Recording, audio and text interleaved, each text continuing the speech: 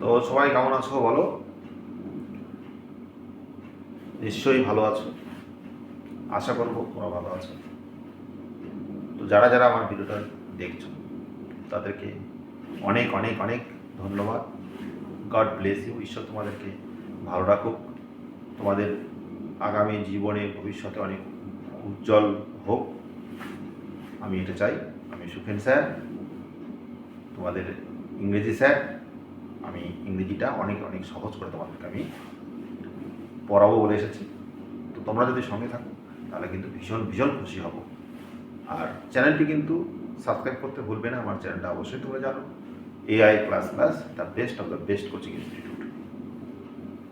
তো দেখো, নিঃসন্দেহে ভালো লাগবে, আমি ভালো করার চেষ্টা করছি যতটা পারছি।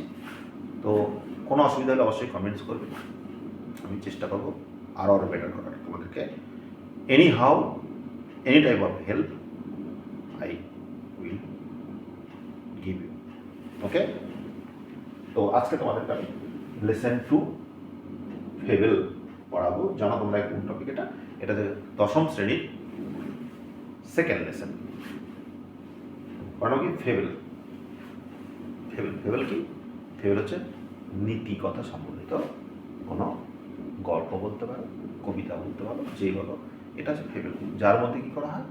যার মধ্যে কিন্তু কোনো অপ্রাণীবাচক বস্তু বা প্রাণীবাচক বস্তুকে বা ইতর প্রাণী জাতীয়, অর্থাৎ নিম্ন শ্রেণীর যারা প্রাণী, ছোটো যারা বিচরণ করে, তাদেরকে আমরা অনেক সময় কী করি?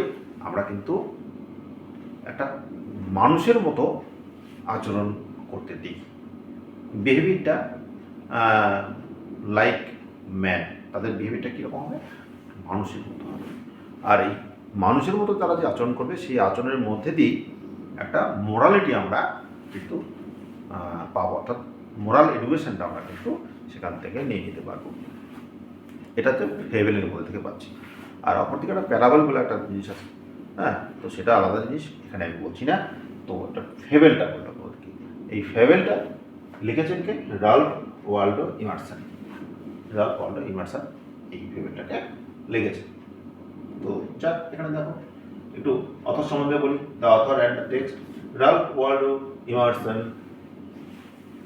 who was born in 1803 and died 1882, মানে জন্ম করেছে কত সালে, মারা গেছেন কত সালে। was an American essayist, কে ছিলেন? তিনি ছিলেন একজন হচ্ছে আমেরিকার হচ্ছে একজন অথর। তিনি ছিলেন আমেরিকার অথর। কিসের? এসে লেখা, এসে অনুচ্ছেদ, হ্যাঁ, কোনো রচনা, এরকম কোনো রচনার উপরে তিনি লেখালেখি করতেন। তিনি ছিলেন আমেরিকান। তো উনি হলেন কে?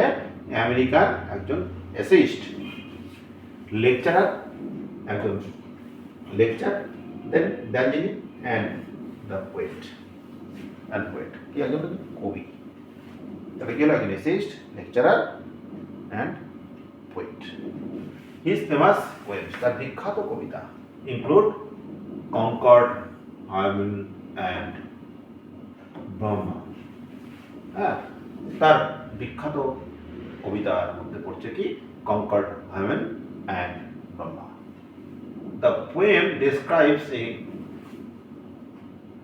Conversation between the squirrel and the mountain. দেখো, এই কবিতাটা কি বলছে? কবিতাটা একটা কনভারসেশন আছে। কনভারসেশন মানে কি? মানে হচ্ছে কথোপকথন আছে, ডায়লগ আছে, হ্যাঁ, দুইজন ব্যক্তির মধ্যে যখন আলাপ আলোচনা চলে, সেটাকে আমরা কি বলি? কনভারসেশন। সংলাপ, বাংলায় তোমরা পড়বে, ক্লাস 10 বাংলাতে আছে সংলাপ রচনা, হ্যাঁ। ডায়লগ, একজন বলবে কোনো একটা বিষয়ের উপরে, আরেকজন তার প্রতিপক্ষে বলবে। এই বিষয়, কোনো একটা পার্টিকুলার বিষয় কিন্তু এটা হয়ে থাকে যদিও, তো সেটাকে আমরা কনভারসেশন বলি। তো here is a conversation between the squirrel and the mountain. এখানে কনভারসেশনটা কিসের উপরে আছে?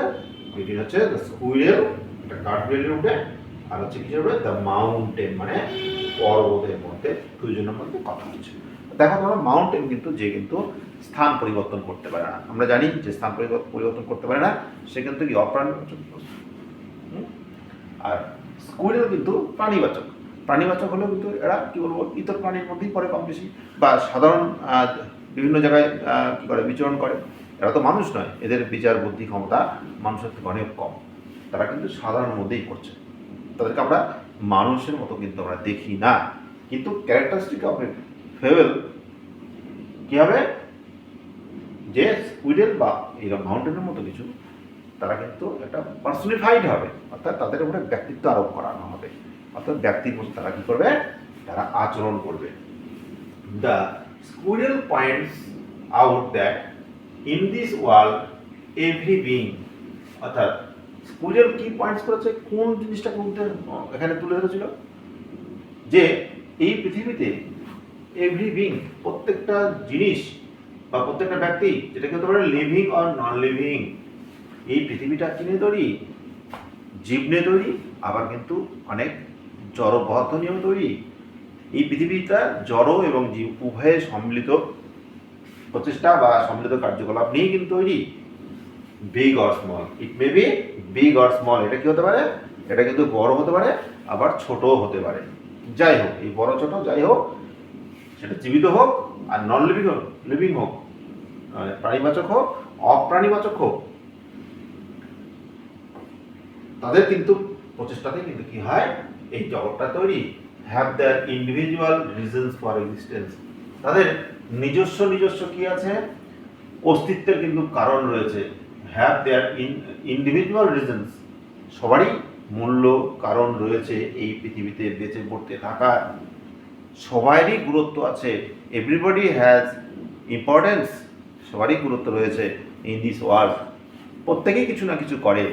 এটা কিন্তু পয়েন্ট আউট করেছিল কে, squirrel.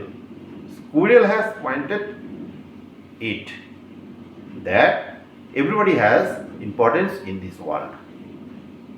It may be small or big, it may be living or non-living. Everybody or every individual has something to do in this world. তো চলো আমরা আবার টেক্সটটাকে পড়ছি। রিড দ্য ফলোয়িং পোয়েম, আমরা এই কবিতাটা পড়বো। The mountain and the squirrel, দেখো ওখানে বললে আমি দেখালাম তোমাকে, মাউন্টেন আছে আর হচ্ছে স্কুইরেল, পর্বত আর হচ্ছে কাঠবিড়ালি। হ্যাড আ কোয়ারেল, বলছে ঝগড়া হয়েছিল, পর্বত আর স্কুইরেলের মধ্যে কাঠবিড়ালির মধ্যে ঝগড়া বেঁধেছিল, দুজনের মধ্যে ঝগড়া, জানো তোমরা একে অপরের সঙ্গে বাদ বিতণ্ডা চলে, একে অপরের বিরুদ্ধে তর্কাতর্কি চলে কোনো একটা বিষয় নিয়ে হয়তো, তো এটাকে আমরা বলি quarrel. And the farmer called the letter little pig. Farmer. ভুল বললাম, এটা হচ্ছে farmer. And the farmer called the letter little pig. আগের জন পরের জন, আগের জনকে farmer মানে হচ্ছে এই মাউন্টেন হচ্ছে আগের জন, লক্ষ্য করো। আর লেটার হচ্ছে স্কুইরেল হচ্ছে লেটার, হ্যাঁ। আগের জন মানে মাউন্টেন, স্কুইরেলকে বললো কি বললো, লিটিল পিগ, এটা বললো। তো লিটিল পিগটা স্কুইরেল আর লেটারটাও কিন্তু অ্যাকচুয়ালি স্কুইরেল, হ্যাঁ। তো আগের জন পরের জনকে বললো কি লিটিল পিগ, মানে মাউন্টেন কাঠবিড়ালিকে বলেছিল লিটিল পিগ। বান রিপ্লাই, সঙ্গে সঙ্গে কি হলো, বান মানে বলতে, বান মানে খোপা হয়, বান মানে পাউরুটি হয়। কাঠবিড়ালিটা কিন্তু যেহেতু গুটিসুটি মেরে থাকে, তো আমরা তাকে বান বলতে পারি, হ্যাঁ। যেহেতু চুলের খোপা, মেয়েদের মাথায় যে খোপা থাকে সেই খোপার মতো গুটিসুটি হয়ে থাকে। পাউরুটি তোমরা দেখবে যেটা আমরা বন বলি, আসলে সেটা কিন্তু বন নয়, সেটা বান, হ্যাঁ। বান মানে পাউরুটি। তো এই বান রিপ্লাই মানে কাঠবিড়ালি উত্তর দিল। তোমরা নিশ্চয়ই বুঝতে পেরেছো এই কাঠবিড়ালিটা একটা বানের মতো বা বান লাগে আর কি। তো বান কাঠবিড়ালি উত্তর দিল, you are doubtless very big. বলছে হ্যাঁ সত্যি, তুমি তো সত্যি নিঃসন্দেহে তুমি বলো, তুমি তো বড়ই, আমাকে লিটিল পিগ বলে না, তো আমি তো লিটিল আর তুমি তো বড়ই, আমি তো কোনোদিন তোমায় বলিনি তুমি ছোট। কাঠবিড়ালি কিন্তু সঠিক উত্তরটা দিচ্ছে, মনে রাখবে। তো তুমি তো বলো ইউ আর ডাউটলেস, মানে নিঃসন্দেহে, হ্যাঁ, কোনো সন্দেহ নেই তুমি বড়। But all sorts of things and weather, কিন্তু সমস্ত রকম জিনিস এবং আবহাওয়া, যত রকম জিনিস আছে পৃথিবীতে এবং আবহাওয়া, মানে বোঝো weather, must be taken in together. কী করতে হবে? নিতে হবে একসঙ্গে। যদি আমরা একটা পৃথিবী, একটা জগৎ, একটা ওয়ার্ল্ড যদি তৈরি করতে চাই, তাহলে এই ওয়ার্ল্ডের প্রাণের সঙ্গে সঙ্গে আমাদের কিন্তু কি আনতে হবে, কি জানতে, কি প্রয়োজন হবে? সমস্ত জিনিস আর ওয়েদারটা লাগবে, আবহাওয়াটা লাগবে। যেন ওয়েদার ছাড়া কি হয় না, মেঘ, বৃষ্টি, এগুলো ছাড়া তো প্রকৃতি চলতে পারে না। রোদ, বাতাস, মাটি, এরকম ধরো ওয়েদার সঙ্গে সম্পর্কিত সবটা কিন্তু প্রয়োজন। আর কি সমস্ত জিনিসগুলো, অল সর্টস, বিভিন্ন প্রকার, ছোটোখাটো বড় যা আছে দরকার, must be taken in together, মানে অবশ্যই করতে হবে, মাস্ট বি টেকেন, নিতে হবে, ইন টুগেদার মানে একসঙ্গে নিতে হবে, সবাইকে একসঙ্গে জড়ো করতে হবে। যেমন একটা অনুষ্ঠান বাড়িতে কী হয় দেখো, অনুষ্ঠানটাকে সম্মিলিত করতে গেলে, সব কিছু সংগঠিত করতে গেলে সমস্ত আইটেমগুলো, জিনিসগুলো যেমন নিয়ে এসে সেগুলোকে সমস্ত সিস্টেমেটিক কাজ করার ফলে কী হয়, অনুষ্ঠানটা কমপ্লিট হয়। সেরকম একটা পৃথিবী জগৎ যদি আমরা তৈরি করতে চাই, তো জগৎ তৈরি করতে গেলে যা যা উপাদানের প্রয়োজন, সেই উপাদানগুলো কিন্তু আমাদেরকে কালেক্ট করতে হয়। সেটাই কাঠবিড়ালি কিন্তু পাহাড়কে বলছে, to make up A year and a sphere. বলছে একটা বছর আর একটা গোলক, একটা বছর যদি তৈরি করি, তাহলে আমাদের কিন্তু সমস্ত রকম জিনিস এবং আবহাওয়া অবশ্যই একসঙ্গে করতে হবে। And think it no disgrace, and I think it no disgrace, আমি মনে করি এতে আমার কোনো অসম্মানের নয়। আমি যে ছোট, তুমি যে বললাম ওই ছোট লিটিল পিগ, আর তুমি তো বড়, আর আমি ছোট, আমি এটাকে নিজেকে অসম্মান মনে করি না। আই থিঙ্ক, আমি মনে করি, and I think it no disgrace, এতে কোনো অসম্মান নয়। আমি এই পৃথিবীতে আছি, আমারও প্রয়োজন আছে, আমারও গুরুত্ব আছে। তুমি বড়, তো অবশ্যই তোমারও গুরুত্ব আছে, কিন্তু তোমার গুরুত্ব আছে বলে আমার গুরুত্ব নাই, এটা কখনো তুমি ভাববে না। I am not so large as you, আমি তোমার মতো, কি তোমার মতো আমি বড় নয়, তুমি তো বড়, তোমার মতো আমি বড় নয়। You are not so small as I, আমার মতো তুমি কি ক্ষুদ্রও নয়, আমার তুমি ক্ষুদ্রও নও। স্মল মানে ক্ষুদ্র, আর লার্জ মানে বড়, তোমরা জানো।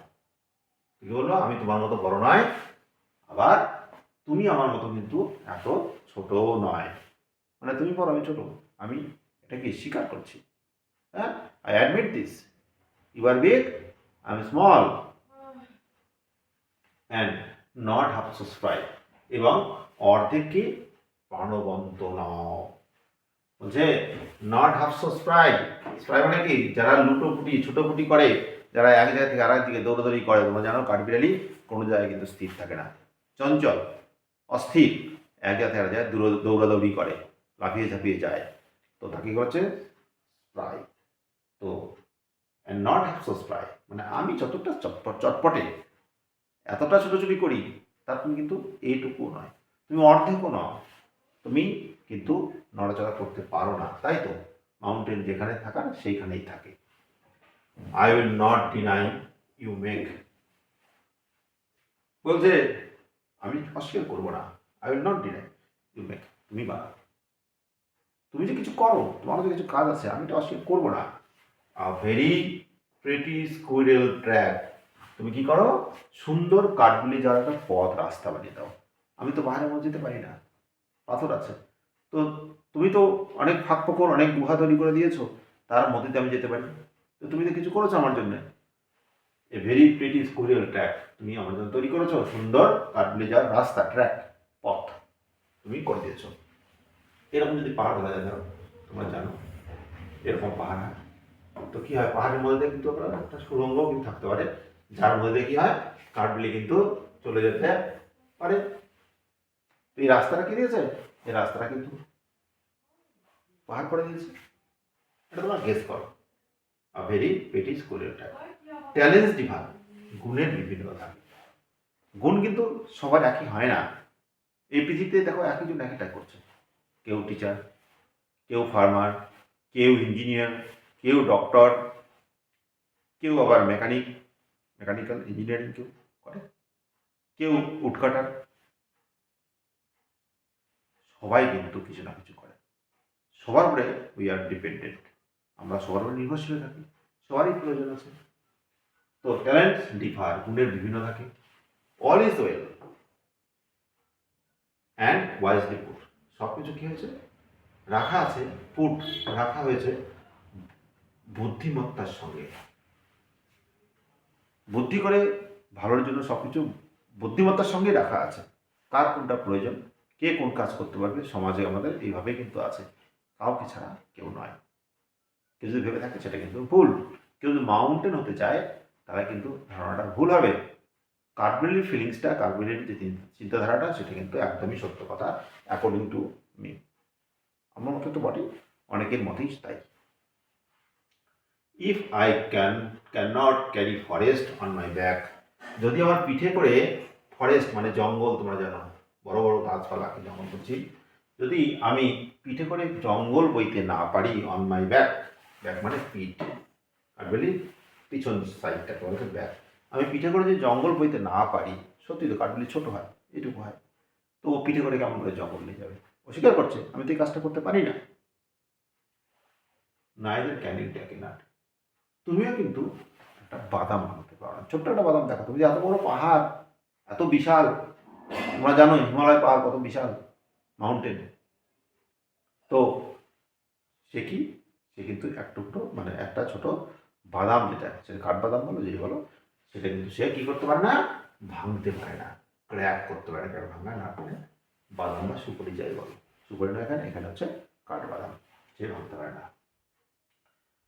তো এই হচ্ছে তোমাদের আজকের বিষয় ছিল ফেবেল, যার মধ্যে আমরা নীতি কথাটা কী দেখলাম, যে ইম্পর্টেন্স কিন্তু সবার আছে, যেটা কাঠবিলি ছোটো হোক মাউন্টেনে কিন্তু সেই টিচিংটা কিন্তু, লেসনটা কিন্তু শেখানোর চেষ্টা করলো। তো আমরা এখান থেকে কী জানলাম, যে এটাই, যে কেউই এই সমাজে, এই পৃথিবীতে কেউই কারো থেকে ছোট নয়, সবারই কিছু না কিছু গুরুত্ব আছে, আর সেই গুরুত্বের উপর ভিত্তি করেই এই সমাজ ব্যবস্থাটা চলছে। তো কাউকে আমরা কী করবো না, কখনোই ছোটো নজরে দেখবো না, সেটা আমি হই না কেন, তুমি হও না কেন, আমরা সকলেই হই না কেন, আমরা সবাই একে অপরের সঙ্গে হাতে হাত মিলে সবাই আমরা একসঙ্গে যদি কাজ করি, তাহলে কাজটা যেমন সুন্দর হবে, আমাদের সবার গুরুত্বটা সেখানে প্রকাশ পাবে।